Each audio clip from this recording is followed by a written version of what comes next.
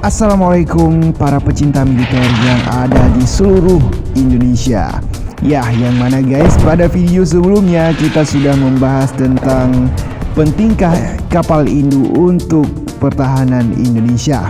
Nah, akan tetapi pada video kali ini kita akan bertanya juga nih, yang mana perlukah Indonesia memiliki senjata nuklir?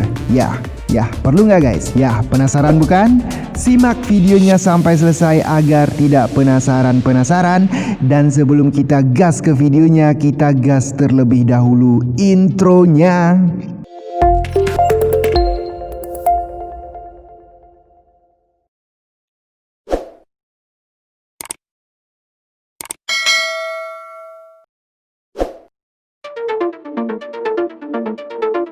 Ya guys, para pecinta militer yang ada di seluruh Indonesia, yang mana tak dipungkiri dalam dunia modern ini, senjata nuklir menjadi salah satu senjata yang paling mematikan di dunia. Yang mana nuklir saat ini menjadi salah satu alat perang dan alat pertahanan sebuah negara besar. Sudah banyak negara yang mengembangkan dan menggunakan nuklir sebagai senjata militer negaranya. Namun, apakah tidak pernah berpikir, perlukah Indonesia untuk mempunyai senjata nuklir dalam kekuatan militernya? Ya, senjata nuklir adalah alat peledak yang mendapatkan daya ledaknya dari reaksi nuklir, entah itu reaksi fisi atau kombinasi dari fisi dan fusi. Keduanya melepaskan sejumlah energi besar dari sejumlah kecil massa. Bahkan alat peledak nuklir kecil dapat menghancurkan sebuah kota dengan ledakan api dan juga radiasi guys. Wah. Ya, yang mana guys, senjata nuklir disebut sebagai senjata pemusnah massal dan penggunaan serta pengendaliannya telah menjadi aspek kebijakan internasional sejak kehadirannya. Ya, yang mana sejarah mencatat senjata nuklir telah digunakan 2 kali dalam sejarah dunia pertempuran, yaitu semasa Perang Dunia Kedua oleh Amerika Serikat. Bahayanya, saat ini bom nuklir yang dimiliki beberapa negara besar sekarang ini mempunyai daya ledak lebih dari 70 megaton. Wah. Sehingga dapat membuat kehancuran yang sangat luar biasa lagi jika terjadi perang antar negara dengan menggunakan senjata nuklir itu. Wah. Ya guys, lalu bagaimana dengan Indonesia guys? Ya, apakah Indonesia membutuhkan senjata nuklir itu? Ya, sejarah program nuklir di Indonesia, yang mana program nuklir ada di Indonesia pertama kali sejak tahun 1954 silam. Pada saat itu, Indonesia membentuk panitia negara untuk penyelidikan radioaktivitas. Ya, panitia negara tersebut dibentuk saat Presiden Soekarno masih menjabat sebagai presiden. Panitia negara ini memiliki tugas untuk menyelidiki kemungkinan jatuhan radioaktif di Samudra Atlantik, yang mana guys, pemerintah Indonesia tidak ingin jika sisa nuklir Perang Dunia Kedua pada saat itu mengganggu kehidupan masyarakat Indonesia. Ya, lambat laun lembaga ini bertransformasi menjadi Lembaga Tenaga Atom atau LTE hingga kemudian disempurnakan menjadi Badan Tenaga Atom Nasional atau BATAN pada tahun 1964 silam. Sejak saat itu nuklir mulai dikembangkan di Indonesia, meski hanya digunakan untuk ilmu pengetahuan, pertanian dan pembangunan ekonomi, dan saat itu sudah dikembangkan juga menjadi pembangkit tenaga listrik guys. Saat ini mungkin Indonesia hanya memanfaatkan nuklir untuk hal-hal tertentu saja, tapi di masa depan bukan tidak mungkin Indonesia dapat membuat dan memiliki senjata nuklir sendiri. Jika hal ini menjadi kenyataan, maka terdapat beberapa hal besar ini akan terjadi di Indonesia. Ya, yang mana guys, yang pertama, dengan adanya senjata nuklir maka akan membuat pertahanan Indonesia akan semakin kuat. Negara besar yang memiliki senjata serupa atau negara lain akan ketakutan dengan Indonesia. Sudah jelas itu guys ya. Sedangkan yang ketiga guys, jika Indonesia memiliki senjata nuklir, maka Indonesia akan menjadi sentra kekuatan Asia Tenggara. Hal itu dikarenakan saat ini negara di Asia Tenggara juga belum memiliki senjata nuklir satupun.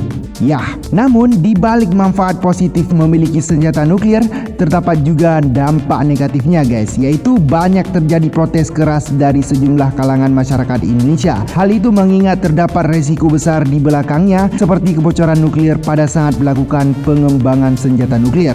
Selain itu, Indonesia juga dimungkinkan akan dimusuhi banyak negara akibat memiliki senjata nuklir. Akibatnya akan muncul kemungkinan terjadinya perang. Wah. Sedangkan Indonesia tidak ingin perang. Indonesia adalah negara yang mencintai perdamaian.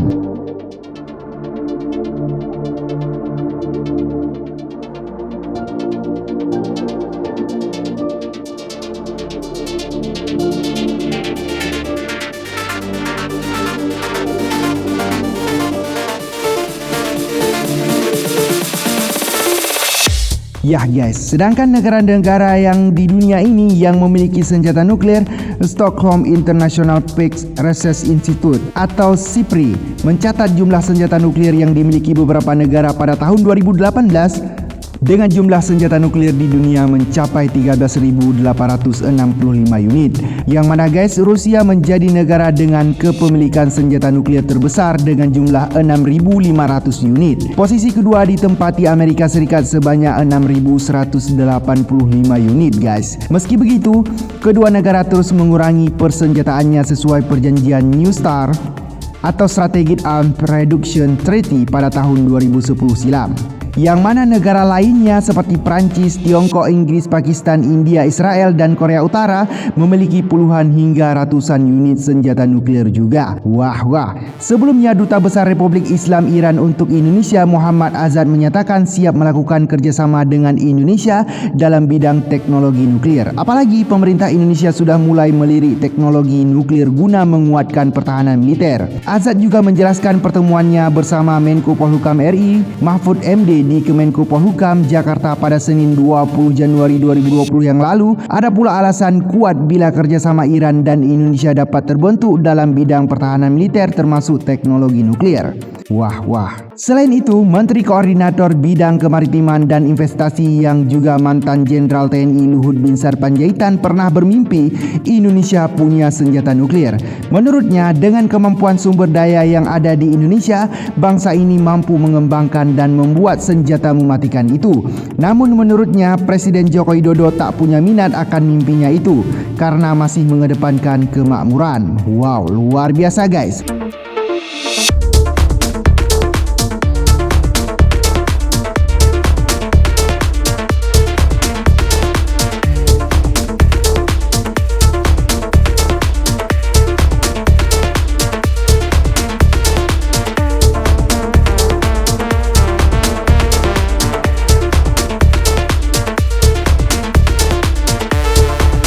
Nah guys, bagi para pecinta militer, bagaimana tanggapan kalian tentang ini? Seberapa pentingkah senjata nuklir untuk Indonesia? Ya guys, silahkan gas kolom komentarnya di bawah ya. Dan juga jangan lupa like video ini untuk terus memberikan saya semangat dalam memberikan informasi-informasi menarik lainnya seputaran militer yang ada di seluruh dunia. Dan juga guys, bagi para pecinta militer yang belum subscribe channel YouTube Militer, silahkan subscribe. Dan bila kalian tidak ingin subscribe, ya apa boleh buat. Yang penting, terima kasih banyak sudah menonton video ini sampai akhir. Assalamualaikum.